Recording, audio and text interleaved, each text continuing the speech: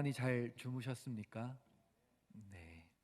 이렇게 얼굴과 얼굴을 마주하며 함께 예배드릴 수 있음이 얼마나 기쁘고 행복한 일이었는지 새삼 깨닫게 됩니다. 또 교회에 나와서 함께 예배할 수 있음이, 마음껏 기도할 수 있음이 참 행복한 일이라는 것을 느끼게 됩니다.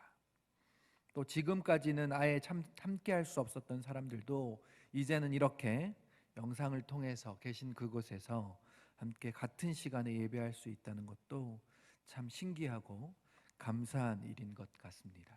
어찌되었든 이 이른 새벽에 기도하기 위해, 말씀 듣기 위해 잠을 깨우고 몸을 일으켜 주님 앞으로 나오신 여러분들을 주님의 이름으로 축복합니다. 이 시간을 통해 주님을 더욱 깊이 만나는 은혜가 있게 되시기를 소망합니다. 오늘 본문은 바울이 영적인 아들로 여기며 주 안에서 참 사랑하는 디모데에게 따뜻하게 사랑의 마음을 담아 몇 가지 내용에 대해 권면하고 있습니다.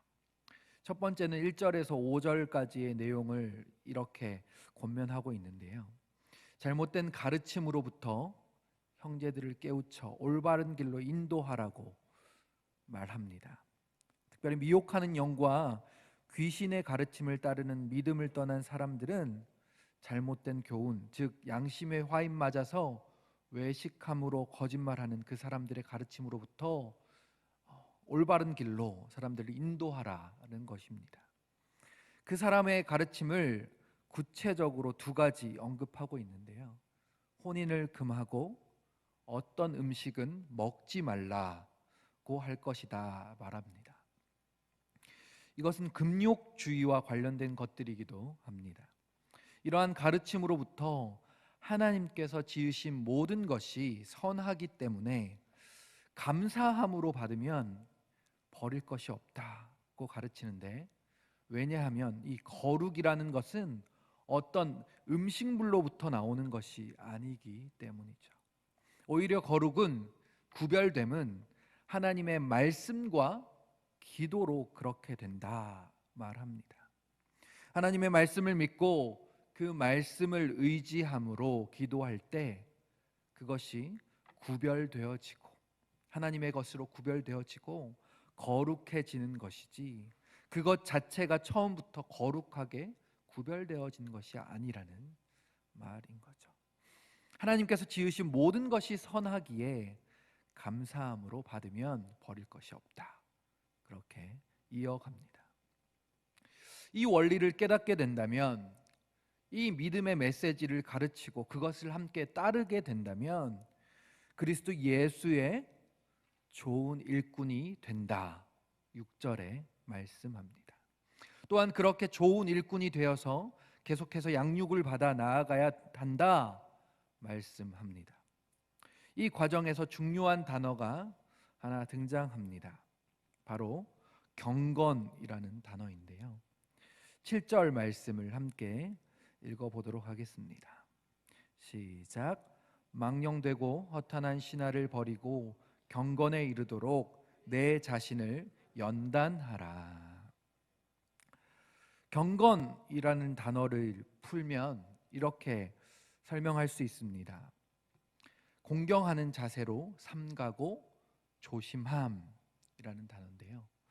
이것을 신앙적인 용어로 풀어내자면 하나님을 두려워하고 경외함으로 늘 하나님 앞에서 살아가는 것처럼 하나님께 예배하며 경배하며 살아가는 삶이 경건이다 라는 뜻입니다.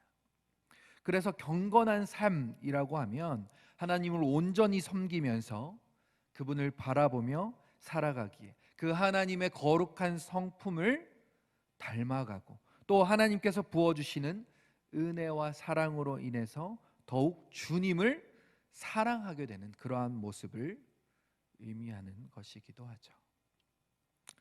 그런데 이러한 경건은 그냥 이루어지는 것이 아니다 말합니다. 주님을 경외하고 따르며 섬기기 위해서는 첫 번째로 망령되고 허탄한 신화를 버려야 한다 말합니다. 성경에서 이야기하는 망령되다 그리고 허탄하다는 것은 거짓되고 공허한 것을 의미하고 무가치하고 전혀 타당성이 없는 이야기다라는 뜻입니다. 아데미를 열심히 외치는 아데미여 아데미여 외치는 또 제우스와 여러 우상들을 섬기던 이 에베소의 사람들과 그 문화 앞에 거짓되고 공허한 무가치하고 전혀 타당성 없는 그 신화들을 단호하게 떨쳐버리라고 말하고 있는 것이죠. 그리고 나서 경건에 이르도록 내 자신을 더욱 연단하라 말합니다. 연단하다라는 말은 쇠붙이를 뜨거운 불에 달구어서 그것이 살짝 녹고 연해지면 그것을 두드리고 또 그 불에 달구고 두드리고를 반복해서 단단하게 만드는 것을 의미합니다. 이 본문을 다른 번역본에서는 이렇게 번역합니다. 하나님 안에서 날마다 훈련하십시오. 날마다 훈련하십시오라고 권면하는 것이죠. 이 두 가지 표현, 연단 그리고 훈련에는 공통점이 있습니다. 첫 번째는 반복하는 일이라는 사실입니다. 더 강하게 되기 위해서는 뜨거운 불에 달구어져서 조금 녹아진 상태에서 두드리고 또 식혔다가 또 불에 녹이고 두드리고 식혔다가 반복하는 일을 연단이라고 하기 때문이죠. 또 보통 훈련을 하면 이 훈련은 한 번에 그치지 않습니다. 훈련을 하는 이유는 그것을 계속 유지하고 익숙해질 수 있게 하기 위함인데 그렇기 때문에 계속해서 반복해야 합니다. 성경에서는 날마다 훈련하십시오라고 그 훈련 앞에 날마다라고 덧붙이기까지 했습니다. 공통점의 두 번째는 힘들다는 것입니다. 은유적으로 사람에게 연단된다는 표현을 했지만 우리의 마음이 믿음으로 단단해지기 위해서 뜨거운 불과 같은 일에 녹아지고 그 녹아진 것이 두드려지는 일이 일어나야 하기 때문에 쉽지 않은 일이라는 사실을 의미하기도 하는 것이죠. 훈련도 마찬가지입니다. 무엇인가 익숙하지 않은 것을 익숙하게 만들기 위해서는 몸과 마음이 익숙한 것으로부터 벗어나야 하기 때문에 힘들 수밖에 없습니다. 예를 들어 달리기를 전혀 하지 않았던 사람이 목표 지점까지 빠르게 달려 도착하기 위해서는 폐활량을 늘려주어야 하고 달리기를 위한 근육을 계속해서 키워나가야 하는데 숨이 차오르는 고통과 근육이 커져 나가면서 느끼는 그 통증을 견뎌내야 하는 것이죠. 운동을 하지 않았던 사람이 갑자기 격렬하게 운동을 하게 되면 몸살이 나는 것처럼 그렇게 힘들고 어려운 일입니다. 세 번째는 그 과정을 통해서 유익이 생긴다는 사실입니다. 연단은 더욱 강해진다는 유익이 있고 훈련은 익숙해지며 어떠한 상황에서도 그 일을 해낼 수 있다는 유익이 있는 것이죠. 이렇게 연단과 훈련에 임하는 많은 사람들은 보통 두 부류의 사람으로 나누어집니다.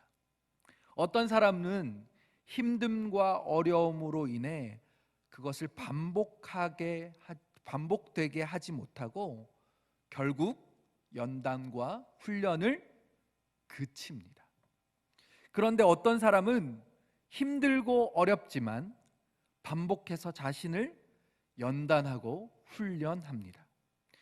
이렇게 다른 결과가 나오는 것은 여러 가지 이유가 있겠지만 무엇을 더 바라보느냐의 차이이기도 합니다. 게으르고 미련한 사람은 연단과 훈련에 힘듦과 아픔을 보지만 부지런하고 지혜로운 사람은 훈련의 유익을 보기 때문에 전혀 다른 결과를 낳게 되는 것입니다. 이렇게 육체의 훈련과 연단도 약간의 유익이 있지만 경건은 더 큰 유익이 있다 말합니다. 성경은 경건을 통해서 어떤 한 분야에만 유익이 있다거나 어떤 일에 어떤 요소에만 유익이 있다 이야기하지 않습니다. 범사, 모든 일에 우리의 삶의 모든 영역에 유익이 있다 말합니다.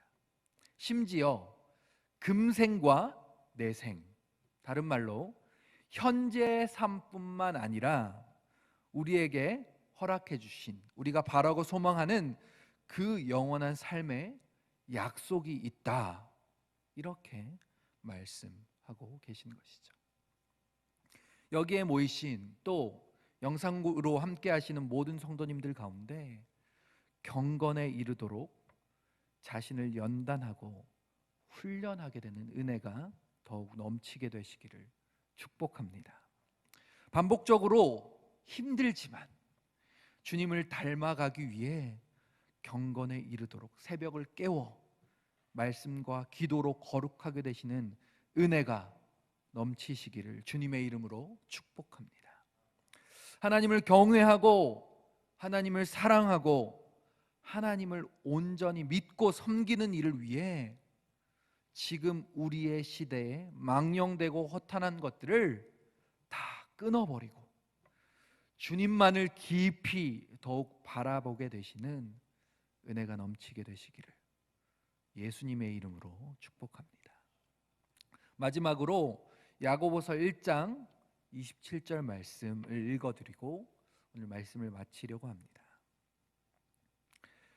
하나님 아버지 앞에서 정결하고 더러움이 없는 경건은 곧 고아와 과부를 그 환난 중에 돌보고 또 자기를 지켜 새 속에 물들지 아니하는 그것이니라.